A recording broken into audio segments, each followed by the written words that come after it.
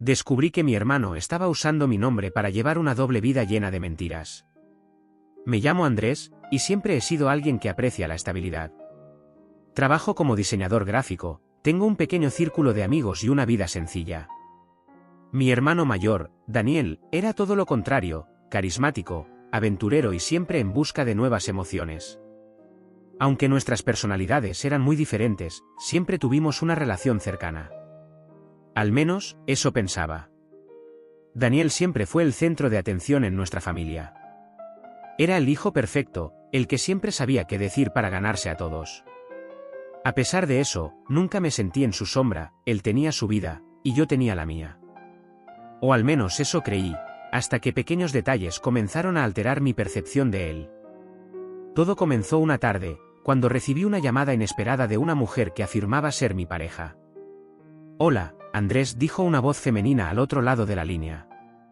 «Soy Valeria. Espero que no te moleste que llame, pero estoy confundida. ¿Por qué no me respondiste los mensajes ayer?» El problema era que no conocía a ninguna Valeria. «Creo que tienes el número equivocado», le dije, tratando de ser educado. «No, no lo creo. Este es tu número». «Hemos estado hablando durante meses», respondió, con una mezcla de confusión y molestia.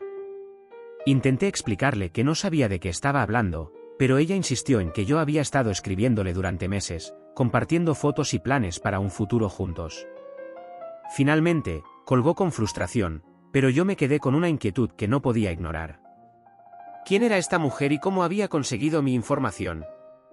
Después de la llamada, revisé mis redes sociales y correos electrónicos, buscando algo fuera de lugar. No encontré nada sospechoso, pero no podía quitarme la sensación de que algo estaba ocurriendo. Decidí dejarlo pasar, pensando que quizás solo era un error. Sin embargo, una semana después, recibí otra llamada. Esta vez era de un hombre que decía ser el dueño de un restaurante y estaba molesto porque yo había dejado una cuenta sin pagar. «Señor, no entiendo de qué me habla». «Yo no he estado en su restaurante», le dije, completamente desconcertado. El dueño insistió en que alguien que se presentó como Andrés González, con mi número de teléfono, había hecho una reserva grande, comido con varias personas y luego se había marchado sin pagar. Comencé a conectar los puntos. Alguien estaba usando mi nombre, y la única persona que podría tener acceso a mi información personal era Daniel. Al principio, me negué a creerlo. ¿Por qué haría algo así? Pero luego recordé que Daniel tenía una tendencia a meterse en problemas, a veces incluso inventando historias para salir de ellos. Intenté hablar con él directamente, pero cada vez que tocaba el tema, cambiaba de conversación o decía que estaba ocupado. Mi intuición me decía que estaba escondiendo algo, y decidí que necesitaba pruebas antes de confrontarlo. Esa misma noche, revisé nuestro historial familiar en busca de cualquier pista.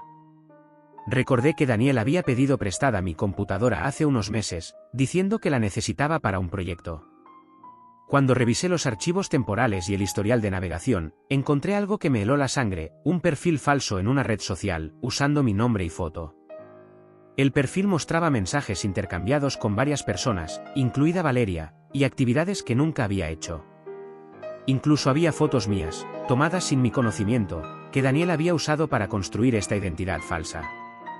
En ese momento, ya no había dudas, Daniel estaba usando mi nombre para llevar una vida paralela. Después de descubrir el perfil falso en redes sociales, sentí una mezcla de rabia y traición. Mi propio hermano, la persona en quien confiaba, estaba utilizando mi identidad para llevar una vida paralela. Lo peor era que este juego estaba afectando mi reputación y posiblemente, mi seguridad. No podía dejar pasar esto. Esa noche, fui directamente a casa de Daniel. No le avisé que iba a visitarlo, porque sabía que probablemente intentaría evitarme. Cuando abrió la puerta, su sonrisa habitual se desvaneció al verme. «Andrés, ¿qué haces aquí tan tarde?», preguntó, visiblemente incómodo. «Necesitamos hablar, Daniel». «Ahora mismo», dije, entrando sin esperar su invitación. Me senté en el sofá y saqué mi teléfono, mostrando las capturas de pantalla del perfil falso y los mensajes que había encontrado. «¿Quieres explicarme esto?», le pregunté, tratando de mantener la calma, aunque mi voz temblaba de rabia. Daniel miró las imágenes y por un momento, pareció quedarse sin palabras. Luego, soltó una risa nerviosa. Vamos, Andrés, esto no es tan grave. Solo es un pequeño perfil falso. Nada que deba preocuparte. Según él, había creado el perfil como una broma y para ligar un poco sin usar su nombre real.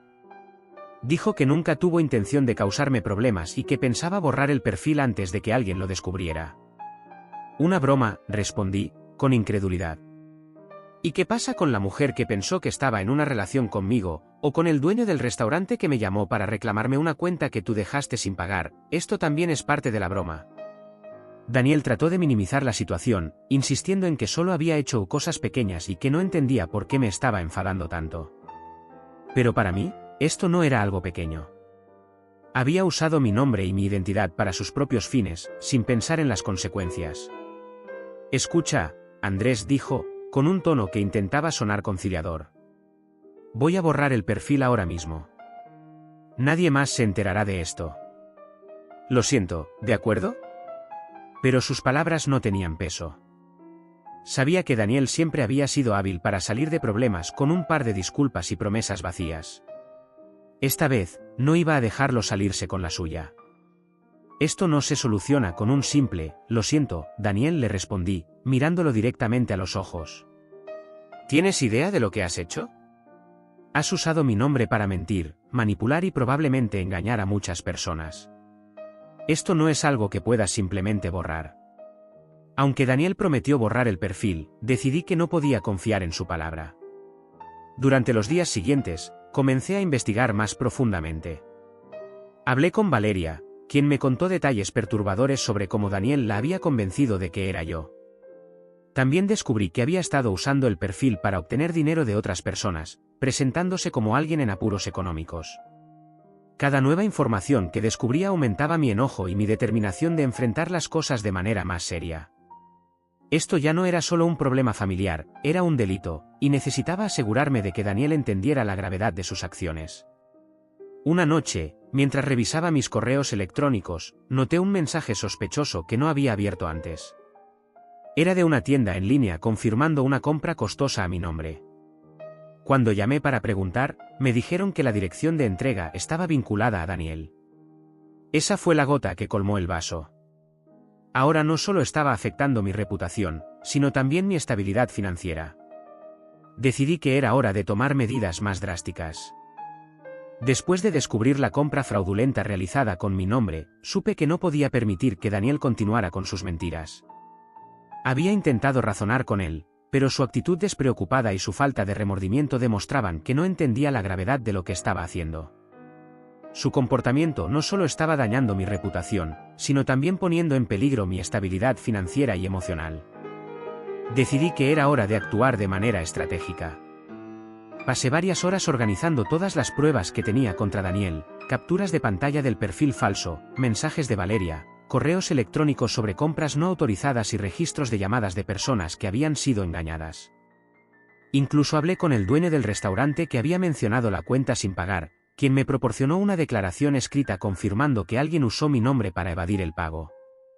Revisé mis finanzas y descubrí que había más transacciones sospechosas que Daniel había realizado en mi nombre. Esto ya no era solo una cuestión de traición personal, se trataba de fraude, y Daniel estaba cruzando todas las líneas posibles.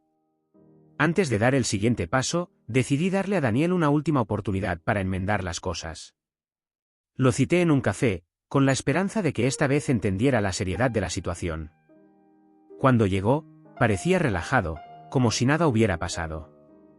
Daniel, comencé, con un tono firme, te di la oportunidad de borrar el perfil y arreglar todo esto, pero no lo hiciste. En cambio, descubrí que seguiste usando mi identidad para tus mentiras. ¿Qué tienes que decir a eso? Él intentó desviar la conversación, como siempre. Vamos, Andrés, no es tan grave. Nadie resultó herido, ¿verdad? Solo fue un par de tonterías. Su indiferencia fue la confirmación de que no iba a cambiar. Esto no es negociable, le dije, mostrándole las pruebas que había recopilado. Si no borras el perfil y detienes todo esto ahora mismo, tomaré medidas legales. Daniel me miró, con una mezcla de sorpresa y enfado. ¿Vas a llevar esto a la policía, a tu propio hermano?, preguntó, tratando de hacerme sentir culpable. No me dejas otra opción, Daniel, respondí. Esto no es solo una traición personal. Has cometido delitos, y no voy a permitir que sigas destruyendo mi vida por tus irresponsabilidades. Esa misma noche, después de nuestra conversación, recibí una notificación de que el perfil falso había sido desactivado.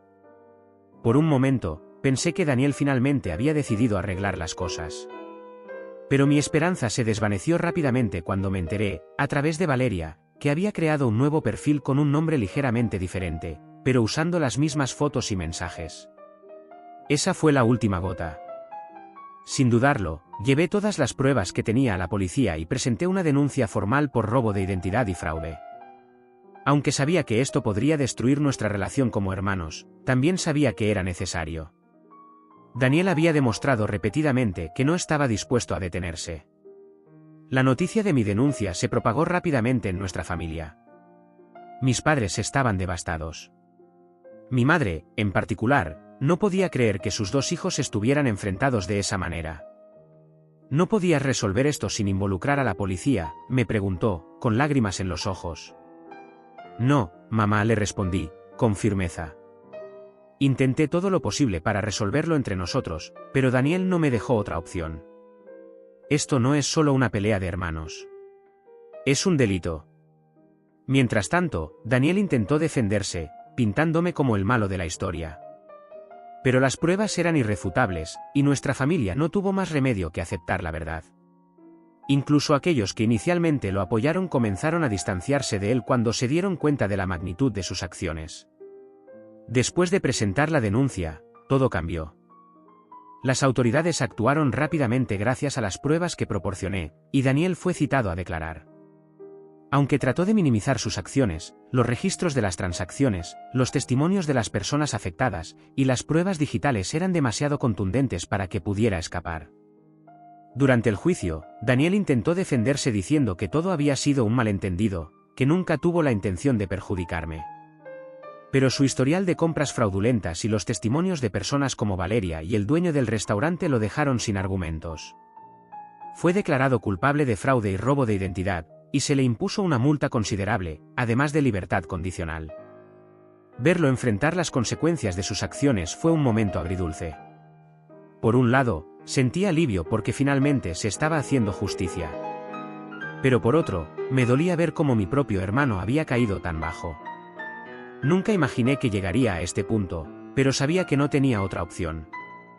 La decisión de llevar a Daniel a la justicia dividió a nuestra familia.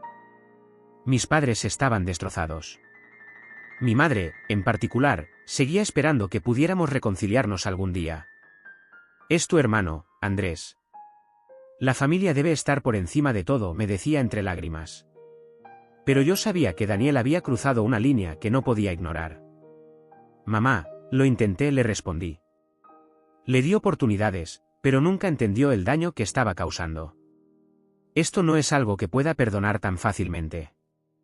Mientras tanto, Daniel se convirtió en una figura aislada dentro de la familia.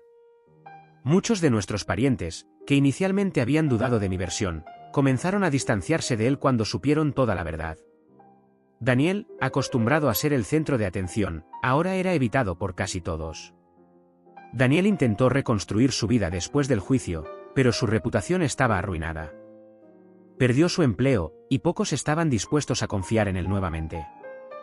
Incluso sus amigos más cercanos comenzaron a alejarse, incapaces de justificar sus acciones. En un intento desesperado por recuperar algo de normalidad, trató de contactarme varias veces. Me envió mensajes pidiendo perdón, diciendo que había cambiado y que solo quería hablar conmigo para explicarme su punto de vista. Pero para mí, las disculpas ya no significaban nada. Había tenido innumerables oportunidades de rectificar, y nunca las aprovechó. A medida que el tiempo pasaba, comencé a reconstruir mi vida. Cambié todas mis contraseñas, cerré cuentas bancarias antiguas y tomé medidas para protegerme de futuros problemas. También me concentré en sanar emocionalmente, trabajando con un terapeuta para procesar la traición de mi hermano. Aunque me costó, aprendí a aceptar que no siempre podemos elegir a las personas que nos rodean, pero sí podemos decidir cómo responder a sus acciones. Mi relación con Daniel estaba rota, y no tenía intención de repararla. Por primera vez, Puse mi bienestar por encima de la presión familiar. Un año después del juicio, Daniel apareció inesperadamente en mi casa. Parecía una sombra de la persona que solía ser, delgado, cansado y desesperado. Andrés, por favor, dijo, con lágrimas en los ojos. Solo dame una oportunidad para explicarme. Le permití hablar, aunque mi corazón ya sabía que nada de lo que dijera cambiaría las cosas. Daniel habló sobre cómo había perdido todo y cómo había aprendido de sus errores. Me pidió una segunda oportunidad, prometiendo que nunca volvería a fallarme. Daniel, le respondí con calma, te quise como un hermano, pero tú destruiste nuestra relación. Lo siento, pero no puedo volver a confiar en ti. Daniel salió de mi casa con la cabeza baja, sabiendo que sus acciones habían tenido consecuencias irreparables.